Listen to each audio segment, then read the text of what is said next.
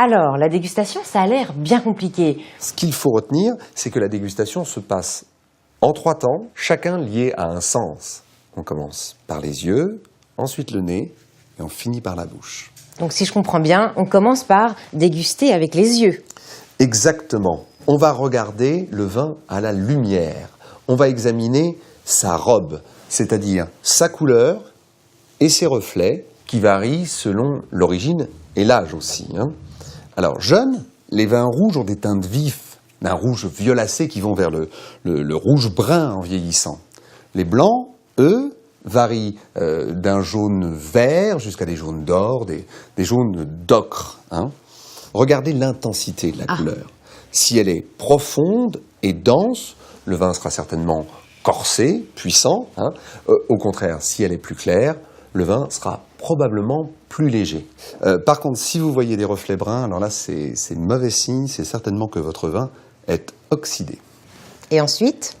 Exactement, on va maintenant goûter le vin avec le nez. On va chercher à reconnaître les goûts et les arômes. Et ça se passe en 2 temps. Tout d'abord, humez le vin sans le remuer, afin de mesurer l'intensité des arômes. C'est ce qu'on appelle le premier nez. Ensuite, faites tourner le vin dans le verre de manière à l'aérer. C'est ce qu'on appelle le second nez. On essaye de reconnaître les arômes. D'accord. Donc, c'est quoi? C'est la fraise, la banane, oui, framboise? Il y en a beaucoup d'autres. D'abord, vous avez ce qu'on appelle les arômes primaires. Les vins blancs développent des arômes de fleurs, arômes de fruits pour les vins rouges.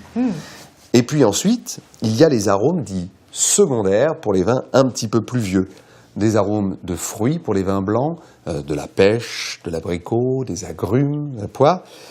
Quant aux vins rouges, ils vont développer des notes de confiture, des notes torréfiées, de champignons, d'épices. Il y a une infinité de sensations. Quant aux vins les plus âgés, ils développent alors, ce qu'on appelle le bouquet, c'est-à-dire un mélange plus riche et plus fondu de tous les arômes. D'accord. Eh bien, tout cela nous donne envie de goûter. Alors, on y va.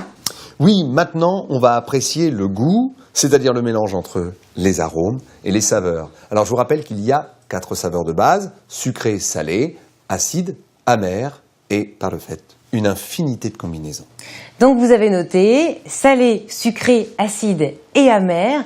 Mais tout ça, ça paraît quand même bien subjectif. Est-ce qu'il y a des critères objectifs? Ah, bien sûr, Sophie. En fonction du type des vins, on va chercher des saveurs typiques et également une certaine harmonie. Alors, pour les vins blancs, par exemple, on va rechercher des arômes de fruits, de fleurs, l'équilibre entre le moelleux et la fraîcheur, entre le sucré et l'acide, si vous voulez. D'accord. Pour les vins rouges, une troisième composante rentre en ligne de compte, ce sont les tanins. Alors là, on va rechercher l'équilibre entre le moelleux et la fraîcheur et le côté charpenté. Par exemple, sur les côtes du Rhône, on recherchera le moelleux. Sur les vins de Touraine et du Beaujolais, on privilégiera la fraîcheur. Et sur les médocs, on appréciera les tanins qui vont permettre au vin de bien vieillir et de développer le bouquet dont on parlait tout à l'heure et la finale en bouche.